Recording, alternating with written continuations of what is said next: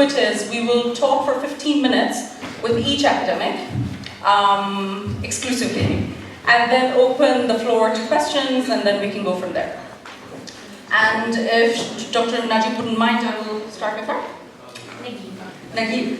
If Dr. Naguib wouldn't mind, I will start with her. She is lecturer at the Department of Politics, Philosophy and Religion at the University of Lancaster. Her research covers two key strands: the classical and pre-modern intellectual and textual traditions, particularly Quranic hermeneutics and ritual law, and Muslim responses to modernity, with a focus on how 20th century and contemporary Muslim women scholars read the tradition to intellectually and socially develop their religious authority as knowers of the tradition. And in a previous conversation over lunch, Dr. Naguib, I understand you want to start off by giving some comments on your reaction to the earlier sessions. So perhaps... Thank you. Yes, I asked Nabila to allow me the opportunity to speak, given that all speakers in the morning were men. So maybe I could have my own speech. Well, first of all, Assalamu alaikum and Bismillah ar-Rahman ar-Rahim. We had a fantastic morning, very thought-provocative. But I think there was one element that needs to be raised, which is the political side of knowledge production. Because claims about knowledge and scientific paradigms of knowledge are not just institutionalized within universities, they are produced within the broader structures of society. So there is a will to power behind the production of knowledge. Knowledge is never politically neutral, and its entanglement with the fabric of power means that epistemic status is not only already political and embedded in a set of asymmetrical relations, but that it constitutes normativity that has social and political consequences. We talked about some of these social and political consequences for Muslim students at universities. And we've also talked about how this has structured Islamic studies in Western academia, something I've been writing about for a book that is the culmination of a 3-year project funded by the HRC on religion in secular universities that's co-authored by Professor Alison Scott Bowman, Professor Saria Contractor, and Professor Matthew Guest and myself. So Islamic studies is something I talk about in some detail in that book. And we talked about the philological and Orientalist background, but also there is the post-World War II background, where Islamic studies becomes domesticated and institutionalized within area studies initially formed and funded by the United States government as a result of legislation, which is a paradigm subsequently adopted in Britain following the recommendations of a Hayter report in 1961. This report proposed up to 6 or 8 departments or centers of Middle Eastern studies. So knowledge is so tied up with the political system and the political exigencies of Western societies. This was seen as a national need to spread knowledge about the non-Western world in a Cold War context. So this kind of knowledge was going beyond the linguistic and philological interest to the political, sociological, etc. interest. So everybody needed to know a bit about the Middle East historians, lawyers, economists, and other social scientists. So the transformations, and I use this as an example, demonstrate the socio-political factors that govern the production of knowledge. And while these changes may have dislodged Orientalism from an archaeology of human civilizations, the old classical historical stuff, it did not change the governing discourse of othering the Middle East and othering Islam. So the old Orientalism was folded into the Neo-Orientalism of Middle Eastern studies. And in all of that, the bigger question we're asking today about Western epistemology is that the way Islam was studied was through the critical paradigm of Western academe, which is a secular paradigm, as Talal Asad has argued. It's at the very root of university life. And the set of assumptions which secularity of critique entails are taken, by the way, as value neutral, and ironically, rarely questioned by critical academics themselves, and I'm speaking from within academia here. So the commonness of the language of critique in research and teaching in Western academia needs almost no evidence. If you see any course descriptor, you'll find the word critical. Your learning outcomes as students, which you are given in part 1 or part 2 courses, is about you developing a critical perspective. But actually, what does the critical perspective entail is something that we don't, as academics and teachers, often reflect on critically. So we take it for granted. And what is interesting here is what I found through the research that I've done on the study of Islam in higher education is that some of the Muslim colleges, that's a sign I shouldn't talk about Muslim colleges. So we should maybe take the, yeah, okay. So some of the Muslim colleges which are accredited by universities and hence embedded in this kind of relation of power where they need accreditation and validation by Western secular universities, they themselves utilize uncritically the language of critique. So the courses of Muslim colleges, and we haven't studied the Cambridge Muslim College, so please, I'm not making any remarks on that college, actually doubly emphasizes secular critique without critically reflecting on what that critique entails, if you follow my logic. So one reflection from the morning is it is important when we're setting up a paradigm of Islamic epistemology that we don't slip into, or we try to be careful of not slipping into, setting up Islamic epistemology as a critique of Western modernity and hence privileging Western modernity in a reverse way. So we become the mirror image of Western modernity. So everything that is Islamic is different. Western epistemology is fragmented, Muslim epistemology is unified. And I really appreciated what Professor Shantul has said about trying to avoid reductionism and false binaries and really engaging in the dynamics of knowledge production beyond these reductive enclaves. So perhaps one thing that I would like to point out as a scholar of tafsir, not on feminism yet, is that my engagement with tafsir on its own terms, just looking through the history without historicizing Islam. And I mean by that, Muslim scholars have always, while producing concepts and ways of approaching fiqh, tasawwuf, kalam, and tafsir, they were also interested in the history of knowledge production, the tabaqat, the ilm al-rijal, the bibliographies of the works, so trying to understand the history of the development of their disciplines. So while not historicizing tafsir, but looking at its history, I think one of the most important components that we haven't yet talked about is language. The importance of language and the importance of the study of rhetoric. Rhetoric was not a subsidiary science. Given that tafsir was the master discipline, and I very much agree with Ustad Hassan Spiker, that made questions about language and how we obtain meaning and how we obtain understanding at the heart of Muslim epistemology. So this is something that we, as someone interested in balagha, Arabic rhetoric, something that we also need to think about as an important component of Islamic thought when we look at it on its own terms. So to give you an example, and please don't beat me to this research project, you're welcome to work with me, but I'm very enthusiastic about it. As I was looking through works of tafsir, especially the Hawashi and Taliqat tradition or sub-tradition in the Ottoman period, the most important tafsir was actually Az-Zamakhshari, not Al-Baydawi. And that's because of the linguistic contribution during the period which was characterized as the flowering, and I agree with that. But one of the key figures is Abdul Qahir al-Gurgani in that period, and Az-Zamakhshari's tafsir is an application of Abdul Qahir al-Gurgani. So within that Ottoman period, within a period of a couple of hundred years, there are 1,000 treatises, at least, on the concept of metaphor, or a particular type of metaphor called istara. That deserves to be attended to. Why was metaphor so important for thinking through questions of language and meaning? So how do we achieve certainty about meaning is one of the questions that emerges from that period.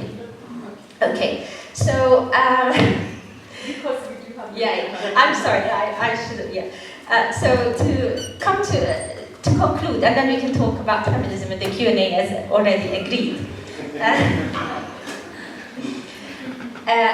When thinking through Western epistemologies, and it's not one epistemology, we do need to look at the deeper presuppositions, what I would call the metaphysics of secular epistemology, such as resistance to ambiguity, resistance to sustained contradictions, all of which are actually features of Muslim epistemology. The toleration of some level of ambiguity, some level of disagreement, and some level of contradiction within a framework. I'll stop here. Sorry. But to pick up from what you said, actually, we talked about power and politics and critical perspective. Perhaps we can bring that to bear on the question of gender. In your research, for example, so you've been studying Islamic studies departments, right? So how does you as a Muslim woman, does that affect the epistemological perspective? Would being a woman affect how one looks at the Quran, for example, since I understand you work with tafsir? Okay, there are two things here. There's the research. There's research that we've done in Islamic Studies Department, and one interesting outcome of the research is it didn't matter whether you were in a secular department of Islamic Studies or a Muslim institution which does a kind of confessional Islamic Studies. The number of women teaching core subjects in Islamic Studies was 1 to 10 most of the time, if they were existing. Whereas the number of students, female students, was mostly more than 70% in many of the colleges and departments that I have seen. So this kind of hierarchy where the teachers are male and the students are female is very interesting to note. And it does actually reflect how religious authority is structured within Muslim and non-Muslim institutions when it comes to the teaching of Islam. How does this affect our understanding of Islam? I've said this before, so those who know me will remember that I've said before that it embeds an understanding of religious authority as bearded and turbaned. So it's very hard, even for women students, to acknowledge the authority of women scholars. So the sheikh carries a lot more charisma, whatever he says, than the sheikha, if we dare to call her a sheikha. So there is a Sidi, but there isn't a Sinti, and I said this in the morning.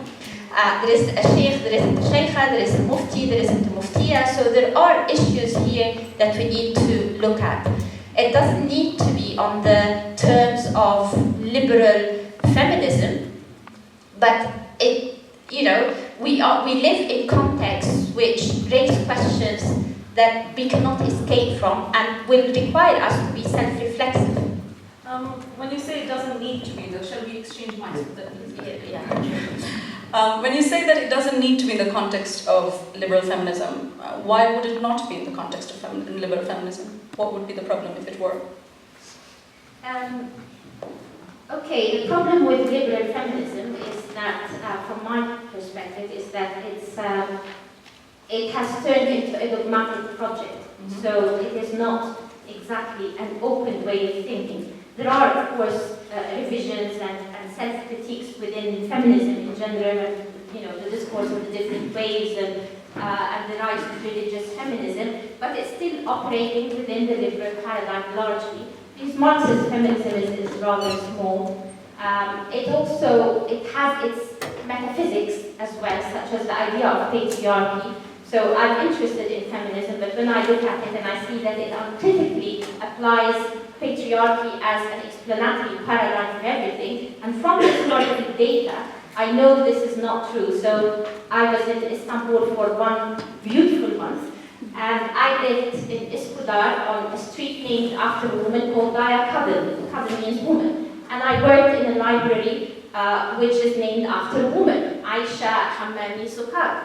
And I passed by women's legacy in architecture, in manuscripts, in collections. The names were everywhere, the contribution was everywhere. If patriarchy was so, if patriarchy is as reified as the feminists make it out to be, whether, you know, left-wing or right-wing or liberal or Marxist, then how did this happen historically? So the historical data doesn't sustain the claims about patriarchy as being so dominant. However, when you are talking about Islamic Studies department, religious or secular, you're saying, well, it's the bearded turban men. So is it that patriarchy has reared an ugly head recently? Is that what you're saying? Well, either bearded turban men or Oxbridge tweed jacketed men. Sorry to the Oxbridge crowd. Okay, but we're talking to students here, right? Students who will sit in class and come across the question of gender in HSPS courses at Cambridge and elsewhere as well. What would you ask them to look for when you say, oh, we're not critical about a critical perspective? Yeah. How would an average student such as myself sit in a class and think of, okay, I now need to think critically, but what does that mean? How can I think critically about this? What are the sort of tools that you would suggest? Okay.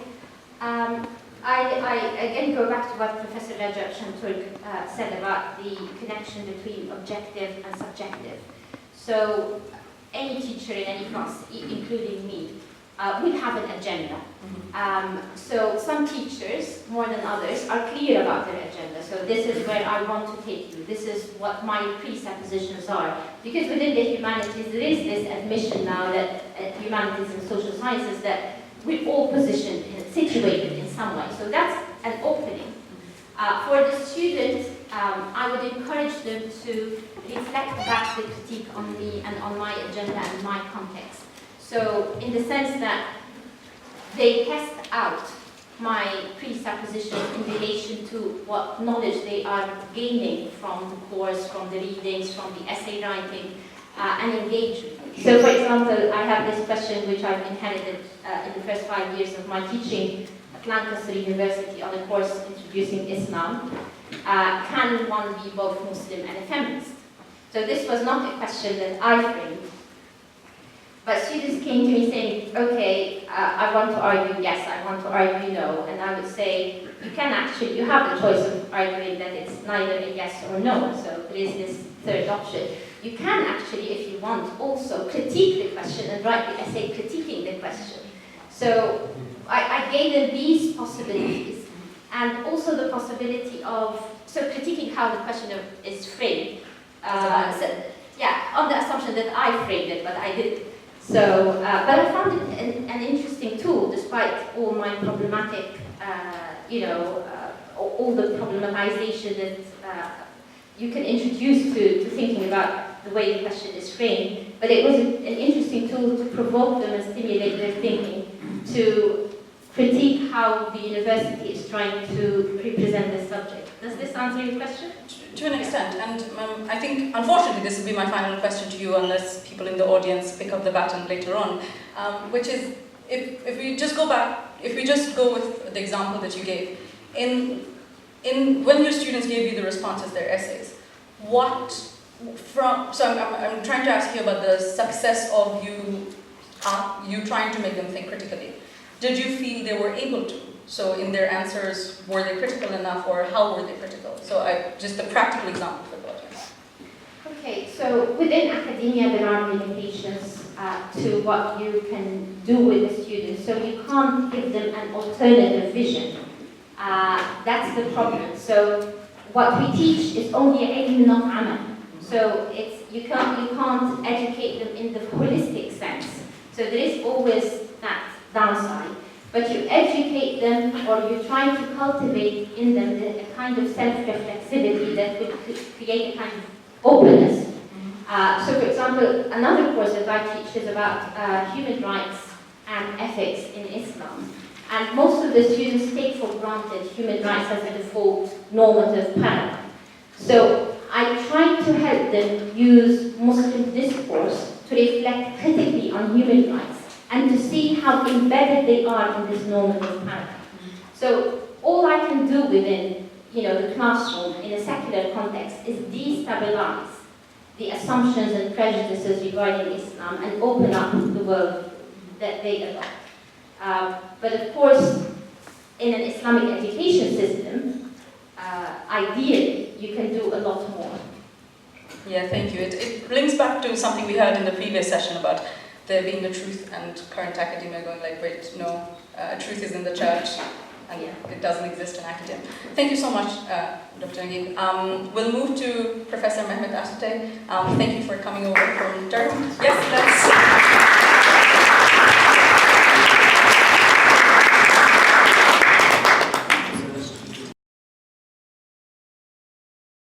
Thank you so much to all of you. So I guess the first thing I was thinking of, when you mentioned that we don't have equivalents, and while I acknowledge that there is a hesitancy in the community to say sheikha than the way we would say sheikh, but, sorry.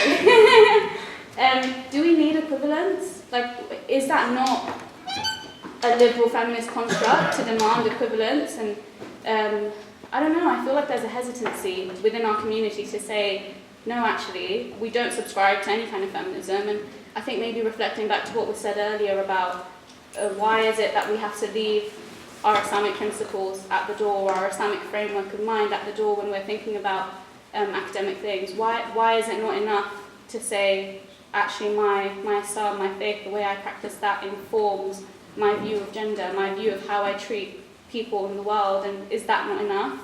And perhaps an alternative is to say, actually, the way that we consider this thing of justice and gender is not about equivalence and equality. But then the other... No, this is the question now, sorry. How in academic disciplines, so I study literature, do we talk about gender, because that is something I'm super interested in, without having that feminism imposed? So whenever I write about women, my supervisor will say, oh, so you took a feminist angle today. Well, no, you know, so how do we then navigate that field, and how do we still talk about women and gender and other things without having that critical perspective imposed on us? Thank you. Thank you for your question. I think having lived in multicultural context, and I don't mean in Britain, I mean I've lived in Jordan, I've lived in Egypt, I have Moroccan and Turkish background, etc. I think what I've seen in the British context is actually a very reductive understanding of what tradition is, and it's being situated as something opposite to feminism. And when we ask the question about religious authority of women, it's like we're introducing a new question informed by feminism. But if you go back to, one of the famous tafsirs is Tafsir al-Qurtubi, which is a fiqh-oriented tafsir, yet it asks doctrinal questions. And one of the doctrinal questions it asks is about whether women could be prophets or not. So Nubuwwat al-Nisa, or the prophethood of women, was not a feminist question at the time of al-Qurtubi, but it was a question the gender category did concern pre-modern Muslims. So we can't ignore this. Yes, I do acknowledge that the gender category as a category of analysis today is informed and loaded by concerns, by ideological concerns that come from outside Islam, but to completely dismiss it or write it off as something that did not concern us as Muslims, and hence we can't really ask gender questions because it's feminist, that's very problematic as well.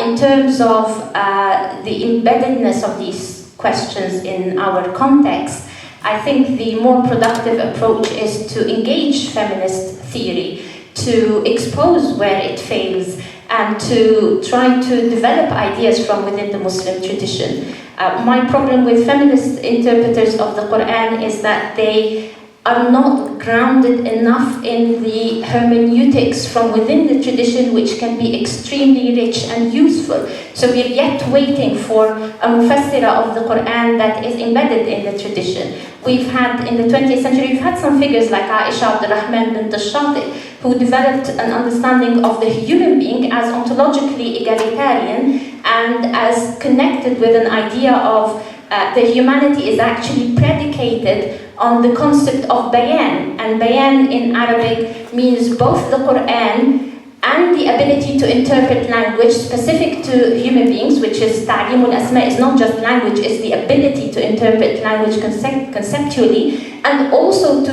to do this in beautiful language. So the idea of bayan, خلق الإنسان علمه البيان, created the human being and taught him bayan, is not just being able to speak or utter words, but to be able to interpret the beautiful language of God, and that is for both men and women, al-insan in general terms. So this kind of hermeneutic, which is based and grounded in the tradition which Aisha Abdul Rahman produced, is something I built upon. So we can't ignore the gender and feminist question, but we can engage with it critically and productively. And just one more point, if you allow. Sorry, one more point, which is, I think rather than set up alternative paradigms, I think we need to engage with questions, with specific questions at a specific time. So the question of the economy, the question of, let's say, the embedded or the embedded distinction between body and mind in Western philosophy. How does Islam actually, or Islamic thought, approach the idea of reason? We haven't defined reason at all. We just took it for what it is all day long. But does Islamic reason actually mean the same as Western reason? So can we engage with these questions cross-culturally? And somebody earlier said something about benefiting, Western epistemology benefiting from the Muslim interrogation and like within the moral economy. That's a step forward rather than trying to build a paradigm and be constricted by it. Thank you. No, it's fine. To answer your question,